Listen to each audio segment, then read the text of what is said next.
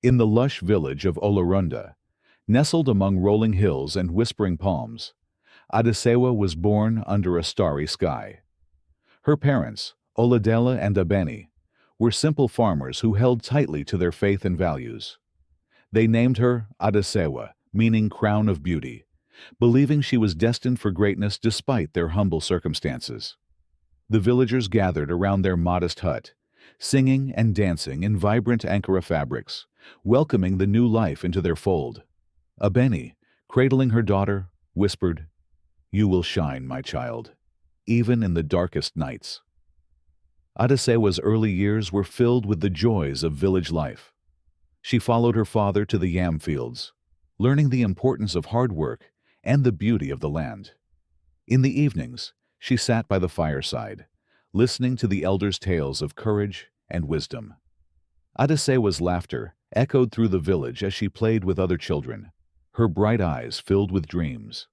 She often helped her mother weave baskets and cook meals, showing a natural knack for caring for others. One fateful day, Adesewa's world was turned upside down. While she was at school, a devastating accident claimed the lives of her parents. Their motorcycle, laden with produce for the village market, was struck by a speeding truck on the main road. News of the tragedy reached the school by midday, and Adesewa was pulled from class. The headmistress, with tears in her eyes, broke the news gently. Adesewa's legs gave way, and she collapsed, her sobs echoing through the school compound.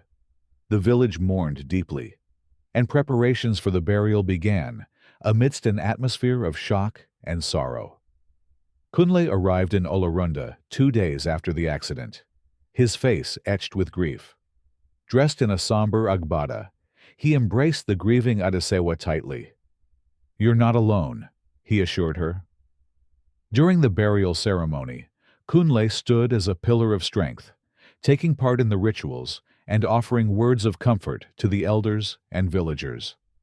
After the funeral, as the kinsmen gathered to console Adesewa, Kunle made an announcement. "Adesewa will return to the city with me," he declared. "She will have a chance at a better future." The kinsmen nodded in agreement, trusting Kunle's intentions. As they packed her belongings, the women wrapped Adesewa in their arms, whispering prayers and blessings. As the car drove away, Adesewa clutched her mother's woven scarf, her heart heavy with grief, yet tinged with a faint glimmer of hope. The city was a whirlwind of noise, towering buildings, and unfamiliar faces. Kunle's wife, Iyabo, greeted them at the door with a forced smile that quickly turned into a frown when Adesewa entered. "Another mouth to feed," she muttered under her breath. Her 2 children, Tayo and Bisola, eyed Adesewa with a mix of curiosity and disdain. Adesewa was given a small mat to sleep on in the corner of the kitchen, a stark contrast to the warm embrace she'd left behind in Olorunda. Adesewa's new life was harsh. The bustling city was overwhelming, and Iyabo's endless demands left her little time to rest. While Tayo and Bisola enjoyed luxurious toys and meals, Adesewa ate scraps and wore hand-me-downs. Still, she carried out her chores diligently, her spirit unbroken. The vibrant city sounds, market traders haggling, children playing, became a backdrop to her silent prayers for a better future. Adesewa's diligence did not go unnoticed by Kunle, who often praised her for her hard work. "Why can't you be more like Adesewa?" he would say to his children, much to Iyabo's irritation. This praise, instead of bringing warmth, served only to fuel Iyabo's growing resentment. She saw Adesewa not just as an intruder, but as a growing threat to her own sense of control and pride. The tension between them deepened. One evening, after a particularly long day of work, Adesewa was asked to scrub the floor yet again. She moved with exhaustion, her hands raw from the constant labor. Despite the harshness of her life in the city, her spirit remained unbroken. She hoped that, one day, the storm of anger around her would subside. But that hope was increasingly difficult to hold on to. Kunle noticed her tiredness, and for the first time in a long while, seemed concerned. "Iyabo, this girl is just a child. "You can't work her like this," he said, trying to intervene. Iyabo's sharp gaze met Kunle's, her lips curling into a tight, disapproving smile. "If she's going to live under this roof, she needs to earn her keep. We're not running a charity, Kunle." Her words rang out harshly, filling the space with a coldness that chilled Adesewa's heart. Kunle stood there, unable to say more. The guilt was written all over his face, but his voice faltered. Iyabo's behavior had reached new depths, and there was nothing more he could do. The weight of his failure as a protector hung heavy in the air. It was late one evening when the tension in the house finally snapped. Adesewa had been asked to prepare a meal for the family, but, despite her best efforts, she had made a mistake. The pot of soup she was stirring had been left too long on the stove, and when she returned to check it, the contents had burned. Iyabo's fury erupted. She stormed into the kitchen, her voice like a crack of thunder. "This is what happens when we trust you with anything," she shouted, her words searing Adesewa's ears. "Useless! Look at what you've done!" Adesewa's hands trembled as she stood there, trying to explain herself, but Iyabo's words hit harder than the slap she had received the previous week. "You are a curse to this family, Adesewa. Everything you touch turns to ruin." Kunle's voice joined in, faint and almost apologetic. "Iyabo, this is too much. She's just a child. You can't keep treating her like this." But Iyabo was beyond reason. "If you care so much about her, maybe you should marry her too," she spat, the venom in her tone unmistakable. Kunle's face went pale, his expression one of shock, but Iyabo's words cut deeper than any physical blow could have. Kunle's eyes met Adesewa's for the briefest of moments, and in them she saw not the protective father she once hoped for, but a man whose powerlessness had allowed this cruelty to unfold. Unable to bear the humiliation any longer, Adesewa's heart broke. "Please, Uncle Kunle, don't let her do this," she whispered, her voice barely audible. But it was too late. Iyabo, in a fit of rage, ordered Adesewa out of the house. "Get out! Now! You're no longer welcome here." She threw Adesewa out of the house, locking the door behind her. As the cold night air wrapped itself around Adesewa like an invisible shroud, she sat by the gate, her body trembling from more than just the chill. She wasn't just cold. She was crushed under the weight of betrayal. Tears streamed down her face, and though she whispered prayers to the heavens, her cries seemed lost among the bustling city sounds. But in the dim glow of a distant street lamp, a figure appeared. A woman, tall and graceful, with kind eyes that saw beyond the surface. It was Mama Folake, a widow who had known Adesewa since her childhood in Olorunda. She had always been a beacon of warmth and care, known for her generosity to the less fortunate. When she spotted Adesewa huddled in the shadows, something stirred in her heart. "My child, what are you doing out here in the cold?" Mama Folake asked, her voice soft, yet filled with concern. Adesewa hesitated for a moment before opening her heart. "Mama, I've been thrown out. I've done nothing wrong, but they—" Her voice caught in her throat as she fought to control the sobs.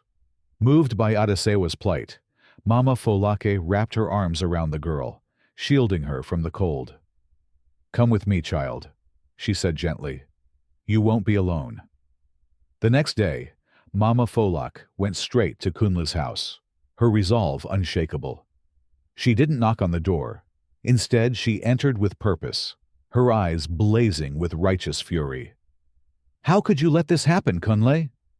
How could you stand by and let your wife treat that child like this?" she demanded. Kunle opened his mouth to speak, but no words came. The shame of his inaction weighed on him like 1,000 stones. Mama Folake didn't just offer Adesewa refuge. She gave her the gift of a future. By reaching out to Mrs. Abimbola, a philanthropist who sponsored disadvantaged children, Mama Folake ensured that Adesewa would not just survive, but thrive. When Mrs. Abimbola first met Adesewa, she saw something in the girl that went beyond the struggles she had endured. "You are destined for greatness, my dear," she said. "I will ensure you receive the education and care you deserve." Adesewa was enrolled in a prestigious school where, for the first time, she felt truly seen. The kindness of Mrs. Abimbola and the other teachers allowed her to flourish academically. She embraced learning with the same passion she had once given to the land in Olarunda. But it was not just the subjects she excelled in. It was the compassion she extended to others, the quiet strength she found in every challenge. Adesewa's new life, though filled with hope, was far from easy. The prestigious school she attended was a world apart from the rough streets and the cramped quarters of her former home. The bright, polished buildings and perfectly manicured lawns stood in stark contrast to the dust-covered streets of Olarunda. At first, Adesewa had felt overwhelmed, out of place among students who wore uniforms without a single crease, whose families could afford luxuries she'd only seen in passing. But Adesewa was no stranger to hard work. She threw herself into her studies with the same determination she had once poured into the yam fields back in Olarunda. Late nights became routine. She spent hours studying, doing her best to absorb every lesson, every concept. The pain of her past, the memory of Iyabo's harsh words, the sting of rejection, pushed her to work even harder. It was not just about making a better life for herself, but proving that she was more than the abuse she had endured. In her biology class, she found herself drawn to the intricacies of the human body, captivated by the potential of medicine to heal, to give life where there was suffering. Each textbook became a source of empowerment, a bridge to the future she had once thought unattainable. Her teachers quickly took notice of her exceptional intelligence, and one teacher, Mrs. Omalade, took her under her wing, guiding her through difficult subjects and encouraging her to pursue her dreams. One day, Mrs. Omalade pulled Adesewa aside after class. "Adesewa," she said with a smile, "you have something special within you. Your perseverance, your drive. Don't let that slip away. You're destined for greatness. Don't ever forget that." The words stirred something deep inside Adesewa. For the first time since her parents' death, she allowed herself to believe it. Her life had not been defined by the suffering she had endured. It was defined by how she rose above it. As the months went by, Adesewa's path became clearer. Her fascination with biology and medicine grew, and with it, the realization that she wanted to become a doctor. In her mind, it wasn't just a career, it was a calling. Her experiences had shown her how fragile life could be, how quickly a person could be left to suffer, and how much more powerful it was when someone reached out to heal that pain. She thought about the night her parents died, the hopelessness that had filled her heart when she stood by their graves, the questions that had no answers. She thought about the way Iyabo had torn her down, and how Mama Folake had built her up. She wanted to be the person who gave people hope, who could restore what life had taken from them. But the path to medical school was not an easy one. Her scholarship barely covered the basics: books, uniforms, and transportation. Her classmates seemed to have everything they needed, and then some. But Adesewa wasn't deterred. She applied for every scholarship she could find, worked part-time jobs after school to help cover her expenses, and stayed up late into the night, studying whenever she could. Sometimes, she questioned whether she could ever truly achieve her dream. But then, she would think of her mother's words, "You will shine, my child, even in the darkest nights." It was in those quiet moments, when everything seemed impossible, that she found her strength. She wasn't just Adesewa anymore. She was the embodiment of resilience. Adesewa's hard work began to pay off. She was selected to represent her school in a national academic competition. It was an opportunity she had never imagined. Yet, there it was. As she stood in front of the judges, speaking with confidence about the scientific principles she had spent so many sleepless nights mastering, she realized how far she had come. She wasn't the shy, broken girl who had been cast aside anymore. She was someone capable of achieving greatness. But her success came at a cost. The further she moved away from her past, the more she found herself distanced from the very people who had once claimed to care for her. Kunle had sent her a message, asking how she was doing. But it was a hollow question. He wanted nothing more than to appease his guilt. Iyabo had not reached out at all, not even once. Adesewa thought about them both often. She had forgiven them, but she couldn't forget the pain. The betrayal she had endured was not something she could simply erase. Still, her heart was full of gratitude for the people who had truly supported her. The teachers, Mama Folek, and even the strangers who had seen her potential when others had only seen her as a burden. The final exam for the competition arrived, and Adesewa walked into the hall with her head held high. She was no longer afraid of failure. She had conquered that fear a long time ago. Adesewa's journey through medical school was arduous, but her resolve to succeed never wavered. The rigors of the curriculum, the long hours of study, and the emotional weight of her past were challenges she learned to navigate, each struggle reinforcing her determination. Yet it was her passion for oncology that drove her forward, propelling her through sleepless nights of research and clinical rotations. Her decision to specialize in oncology wasn't a sudden one. It had been years in the making. Adesewa often found herself reflecting on her parents' untimely death, how it had happened so abruptly, how they had been snatched away from her in the blink of an eye. One moment they were alive, vibrant and full of hope. The next, they were gone, victims of a tragic accident on the road. The truck that had collided with their motorcycle had left no room for second chances, no time for goodbyes. That night, the world had changed. The grief was suffocating, a constant companion in the days that followed. The memory of her parents' faces, her father's quiet strength, and her mother's gentle smile would forever be marked by the brutality of that accident. Adesewa had never been able to reconcile the fact that they had not had a chance to say goodbye, that they had been torn away without warning.